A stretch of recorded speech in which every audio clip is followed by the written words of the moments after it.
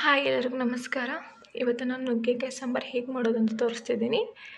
ಇಲ್ಲಿ ನೋಡಿ, ಆಲ್ರೆಡಿ ನಾನು ಮುಂಚೆನೇ ರೆಡಿ ಮಾಡ್ಕೊಂಡಿದ್ದೀನಿ. ಮುಂಚೆ ರೆಡಿ ಮಾಡ್ಕೊಳ್ಳೋ ಕಾರಣ ಏನಂತಂದರೆ, ಇವತ್ತು ನಾನು ಹೊರಗಡೆ ಹೋಗ್ತಾಯಿದ್ದೀವಿ, ಸೊ ತುಂಬ ಲೇಟ್ ಆಗುತ್ತೆ ಅಂತ ಅದಕ್ಕೆ ವೀಡಿಯೋ ಮಾಡೋಕ್ಕಾಗಲಿಲ್ಲ. ಈಗ ನಾನು ಏನು ಹಾಕಿದ್ದೀನಿ ಅಂತ ತೋರಿಸ್ತಿದ್ದೀನಿ. ಇದು ರುಬ್ಕೊಂಡಿದ್ದೀನಲ್ಲ, ಇದಕ್ಕೆ ಈರುಳ್ಳಿ, ಕೊಬ್ಬರಿ, ಜೀರಿಗೆ, ಬೆಳ್ಳುಳ್ಳಿ, ಖಾರ, ಅರಿಶಿನ, ಕೊತ್ತಂಬರಿ ಪೌಡರ್ ಎಲ್ಲ ಹಾಕಿಬಿಟ್ಟು ಮಿಕ್ಸಿ ಮಾಡ್ಕೊಂಡಿದ್ದೀನಿ. ಆಮೇಲೆ ಒಗ್ಗರಣೆಗೆ ಬೆಳ್ಳುಳ್ಳಿ, ಕರಿಬೇವು ಮತ್ತು ಹುಣಸೆಹಣ್ಣು, ನುಗ್ಗೆಕಾಯಿ ವಿಷಲ್ ಹೊಡಿಸ್ಬೇಕು. ಆಮೇಲೆ ಬೇಳೆ ಬೇಯಿಸ್ಕೊಂಡು ಇಟ್ಕೊಂಡಿದ್ದೀನಿ. ಬೇಳೆ ಮತ್ತು ಒಂದು ಕಪ್ ಅಂದರೆ ಒಂದು ವಾಟೆದಷ್ಟು. ಆಮೇಲೆ ಟೊಮೆಟೊ ಒಂದೇ ಹಾಕಿದ್ದೀನಿ, ಯಾಕಪ್ಪ ಅಂತಂದರೆ ಹುಣಸೆಹಣ್ಣು ಹಾಕಿದ್ದೀವಲ್ಲ, ಸೊ ಅದಕ್ಕೆ. ಈಗ ಇದು ಬೇಳೆ ಸ್ವಲ್ಪ ನಾನು ಕುದಿಸ್ಕೊಂಡಿದ್ದೀನಿ. ಇನ್ನೊಂದು ಸ್ವಲ್ಪ ಕುದಿಸ್ಬೇಕು ಅಂದರೆ ಒಂದೇ ವಿಷಲ್ ಹೊಡಿಸ್ಬೇಕು, ಅಂದರೆ ಕುದಿಯುತ್ತೆ. ಬೇಗ ಬಂದ್ಬಿಟ್ಟಿದೆ, ಯಾಕೆಂದರೆ ಇದ್ರ ಜೊತೆ ನಾನು ಡ್ರಮ್ ಸ್ಟಿಕ್ ಹಾಕ್ತಾಯಿದ್ದೀನಿ, ಅಂದರೆ ನುಗ್ಗೆಕಾಯಿ ಹಾಕ್ತಾಯಿದ್ದೀನಿ. ನುಗ್ಗೆಕಾಯಿ ಹಾಕಿಬಿಟ್ಟು ಒಂದು ವಿಷಲ್ ಹೊಡೆಸ್ಕೊತೀನಿ. ಆವಾಗ ಎಲ್ಲ ಕರೆಕ್ಟಾಗಿ ಬೇಯುತ್ತೆ, ಬೇಳೆ ಕೂಡ ಕರೆಕ್ಟಾಗಿ ಬೇಯುತ್ತೆ. ಮತ್ತು ನುಗ್ಗೆಕಾಯಿ ತುಂಬ ವಿಷಲ್ ಹೊಡಿಸ್ಬಾರ್ದು, ಒಂದೇ ವಿಷಲ್ ಹೊಡಿಸ್ಬೇಕು, ಇಲ್ಲಾಂದರೆ ಜಾಸ್ತಿ ಹೊಡಿಸಿದ್ರೆ ಪಚಾಟಿ ಆಗಿಬಿಡುತ್ತೆ. ಆಮೇಲೆ ಈ ರುಬ್ಕೊಂಡಿದ್ದೀನಲ್ಲ, ಇದಕ್ಕೆ ಹುಣಸೆಹಣ್ಣಿನ ರಸ ಹಾಕ್ತಿದ್ದೀನಿ. ಹುಣಸೆಹಣ್ಣಿಂದು ರಸ ಹಾಕಬೇಕು. ಹೀಗೆ ಇದನ್ನೇ ಹಿಂಡ್ಕೊಂಡ್ಬಿಟ್ಟು, ಹುಣಸೆಹಣ್ಣು ಹಾಕ್ಬೋದಕ್ಕೆ ತುಂಬ ಹುಳಿ ಆಗುತ್ತೆ, ಇದಕ್ಕೆ ಹಾಕ್ತಾಯಿದ್ದೀನಿ. ನೋಡಿದ್ರಲ್ಲ, ಇದನ್ನೀಗ ವಿಷಲ್ ಹೊಡಿಸ್ತಾಯಿದ್ದೀನಿ. ವಿಷಲ್ ಹೊಡಿಸಿದ್ಮೇಲೆ ಆಮೇಲೆ ಒಗ್ಗರಣೆ ಹಾಕ್ತಾಯಿದ್ದೀನಿ. ಇದಕ್ಕೆ ರುಚಿಗೆ ತಕ್ಕಷ್ಟು ಉಪ್ಪು ಹಾಕಿಬಿಟ್ಟು, ಇಷ್ಟೇ ಉಪ್ಪು ಹಾಕ್ತಿದ್ದೀನಿ, ಕರೆಕ್ಟಾಗುತ್ತೆ. ರುಚಿಗೆ ತಕ್ಕಷ್ಟು ಉಪ್ಪು ಹಾಕಿಬಿಟ್ಟು ವಿಷಲ್ ಹೊಡಿಸ್ತಾಯಿದ್ದೀನಿ. ನೋಡಿ, ಕುಕ್ಕರ್ ಇಟ್ಟಿದ್ದೀನಿ, ಅದು ವಿಸಿಲ್ ಹಾಕಬೇಕು. ನೋಡಿ, ಇವಾಗ ವಿಷಲ್ ಹಾಕಕ್ಕೆ ಬರ್ತಾಯಿದೆ. ಸೊ ನಾವು ವಿಸಿಲ್ ಹಾಕಿಸ್ಬಾರ್ದು, ಹಾಕ್ಸಿದ್ರೆ ತುಂಬ ನುಗ್ಗೆಕಾಯಿ ಪಚಾಟಿಯಾಗಿ ಹೋಗುತ್ತೆ. ಈಗ ಸ್ವಲ್ಪ ವಿಸಿಲ್ ಹಾಕಕ್ಕೆ ಬರ್ತಾಯಿದೆ ಅಂದರೆ ನಾವು ಈಗ ಬಂದ್ ಮಾಡಿಬಿಡೋಣ. ಆಗ್ತಾಯಿದೆ ಅನಿಸುತ್ತೆ. ಓಕೆ,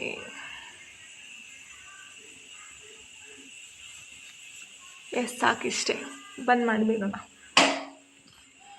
ಇವಾಗ ನೋಡೋಣ ನುಗ್ಗೆಕಾಯಿ ಬೆಂದಿದೆಯೋ ಇಲ್ವೋ ಅಂತ. ಬೆಂದಿರುತ್ತೆ ಆಲ್ರೆಡಿ, ತೆಗೆದುಬಿಟ್ಟು ನೋಡೋಣ. ಅದಾದಮೇಲೆ ಒಗ್ಗರಣೆ ಹಾಕ್ತೀನಿ. ಒಗ್ಗರಣೆಗೆ ರೆಡಿ ಮಾಡಿ ಇಟ್ಕೊಂಡಿದ್ದೀನಿ. ಸಾಸಿವೆ, ಜೀರಿಗೆ, ಕರಿಬೇವು ಮತ್ತು ಬೆಳ್ಳುಳ್ಳಿ ಜಜ್ಜಿ ಹಾಕಬೇಕು, ಇಲ್ಲಾಂದರೆ ಚಟಾಪಟ ಅಂತ ಸಿಡ್ದೋಗ್ಬಿಡುತ್ತೆ. ಓಕೆ, ಯಾರಿಗೆ ಅಡುಗೆ ಬರಲ್ಲಲ್ಲ ಅವರಿಗೆ ಹೇಳ್ತಾ ಇದ್ದೀನಿ. ಮತ್ತೇನು, ನಾವು ಮಾಡೋ ನುಗ್ಗೆಕಾಯಿ ಸಾರು ನೋಡಿಬಿಟ್ಟು ಮಾಡಿ. ನಾವು ತುಂಬ ಟೇಸ್ಟಿಯಾಗಿ ಮಾಡ್ತೀವಿ ನುಗ್ಗೆಕಾಯಿ ಸಾಂಬಾರು. ಇವಾಗ ನೆಕ್ಸ್ಟು ವಿಸಲ್ ಇದು ಇದು ಆಗಿತ್ತೇನೋ ನೋಡೋಣ, ಆರೈತೇನೋ ಅಂತಂದು ನೋಡಿಬಿಟ್ಟು ಒಗ್ಗರಣೆ ಹಾಕೋಕ್ಕೆ ಸ್ಟಾರ್ಟ್ ಮಾಡೋಣ. ನುಗ್ಗೆಕಾಯಿ ಬೆಂದಿದೆಯೋ ಇಲ್ವೋ, ಮತ್ತು ಬೇಳೆ ಕೂಡ ಬೆಂದಿದೆಯೋ ಇಲ್ವೋ ಅಂತ ನೋಡೋಣ ಕರೆಕ್ಟಾಗಿ.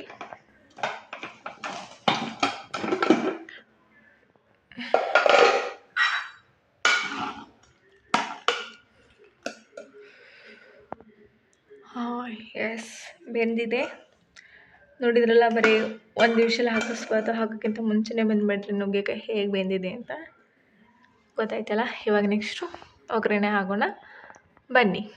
ನೋಡಿ, ಎಣ್ಣೆ ಕಾಯ್ಲಿಕ್ಕೆ ಇಟ್ಟಿದ್ದೀನಿ. ಸಾಸಿವೆ, ಜೀರಿಗೆ ಹಾಕಬೇಕು. ಈ ಮಸಾಲೆನ ಇದಕ್ಕೆ ಹಾಕಿಬಿಡೋಣ. ನಾನು ರುಚಿಗೆ ತಕ್ಕಷ್ಟು ಉಪ್ಪು ಹಾಕಿದ್ದೀನಿ, ಮುಂಚೆನೇ ಹಾಕ್ಕೊಂಡಿದ್ದೀನಿ.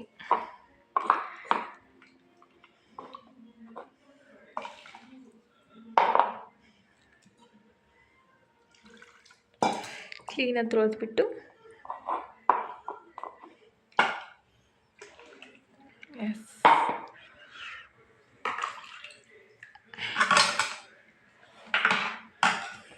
ಎಣ್ಣೆ ಕಾದಿದೆ.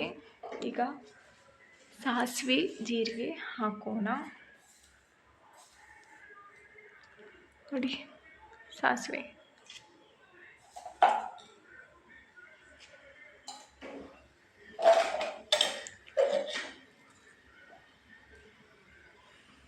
ಸಾಸಿವೆ ಚಟಪಟ ಸಿಡಿಬೇಕು.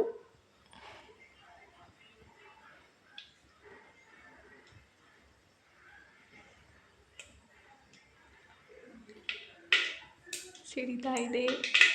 ಸಣ್ಣಕ್ಬಿಟ್ಟು ಜೀರಿಗೆ ಹಾಕಬೇಕು. ಆಮೇಲೆ ಬೆಳ್ಳುಳ್ಳಿ ಕರಿಬೇಕು. ತುಂಬ ಸಿಡಿತಾ ಇದೆ.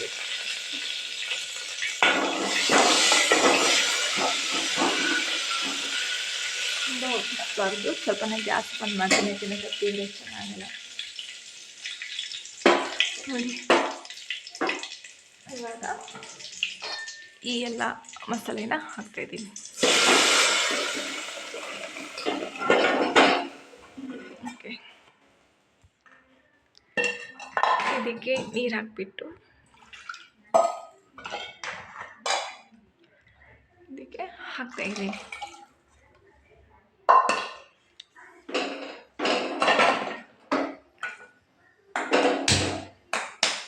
ಇದು ಕುದಿ ಬರಬೇಕು.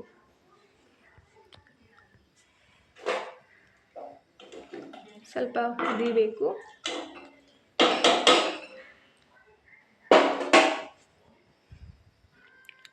ಕುದಾದ್ಮೇಲೆ ನುಗ್ಗೆಕಾಯಿ ಸಾಂಬಾರು ರೆಡಿ ಆಗುತ್ತೆ. ಒಂದು 10 ನಿಮಿಷ ಕುದಿಲಿಕ್ಕೆ ಬಿಡಬೇಕು. ಒಂದು 10 ನಿಮಿಷ ಕುದೀಲಿ, ವೇಟ್ ಮಾಡಿ ಎಲ್ಲ. ಸಾರಿ. ನೋಡಿ ಸಾಂಬಾರು ಕುದೀತಾ ಇದೆ. ನೋಡಿ ಹೇಗೆ ಕಾಣ್ತಾ ಇದೆ. ಕುದೀತಾ ಇದೆಯಲ್ಲ, ಸ್ವಲ್ಪ ಸಾಂಬಾರು ಪೌಡರ್ ಹಾಕಬೇಕು. ಸ್ವಲ್ಪ ಹಾಕಬೇಕು, ಜಾಸ್ತಿ ಹಾಕ್ಬಾರ್ದು. ನುಗ್ಗೆಕಾಯಿ ಸಾಂಬಾರಿಗೆ ತುಂಬ ಟೇಸ್ಟಿ ಆಗುತ್ತೆ. ತುಂಬ ಜಾಸ್ತಿ ಹಾಕ್ಬಾರ್ದು, ಸ್ವಲ್ಪ ಹಾಕಬೇಕು.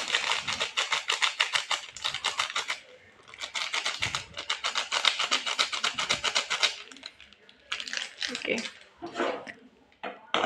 ಇದು ನುಗ್ಗೆಕಾಯಿ ಸಾಂಬಾರು ಮಾಡೋದು ಹೇಗೆ ಅಂತ ಗೊತ್ತಾಯ್ತಲ್ವ ನಿಮಗೆ.